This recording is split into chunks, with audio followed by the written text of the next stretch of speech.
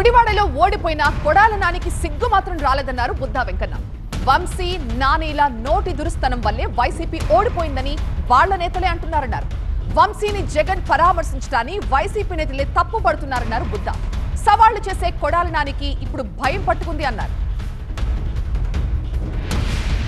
MP Nani Jaganmohan Reddy కొంత అయితే కొంత వీళ్ళిద్దరు నోటి వాళ్ళు ఓడిపోయామని ప్రతి ఒక్క వైసీపీ ఎమ్మెల్యే మాట్లాడుతున్నాడు. వాళ్ళ ఎమ్మెల్యేలే చెప్తున్నారు వీళ్ళు నోటి వాళ్ళు చాలా పార్టీకి డ్యామేజ్ అయింది, అసలు భువనేశ్వర్ గారిని ఆ మాట అన్నం ఏంటని వాళ్ళకు సంబంధించినటువంటి ఏదైతే 2019 నుంచి 2024 వరకు ఉన్నటువంటి ఎమ్మెల్యేలు చెప్తున్నారు. తప్పు చేసిన వాళ్ళని చంద్రబాబు నాయుడు గారు ముఖ్యమంత్రిగా ఉండగా లా అండ్ ఆర్డర్ అనేది ఎవరిని వదలదు. ఈయన కూడా పోయి తప్పులు చేశాడు, త్వరలో ఈయన కూడా జైలుకి వెళ్తాడు. ఆయన్ని ఎవరు పరామర్శిస్తారు? అప్పుడు ఈయన కూడా పోయి తప్పులు చేశాడు, ఇసుకలో తప్పులు చేశాడు,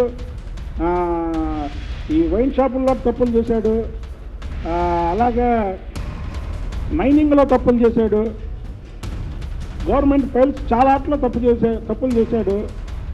ఈ కూడా తీస్తారు త్వరలో. మళ్ళీ ఆటలో ఈయన కూడా జైలుకి వెళ్తాడు. జైలుకి వెళ్ళినప్పుడు ఎవరు పరామర్శిస్తారు?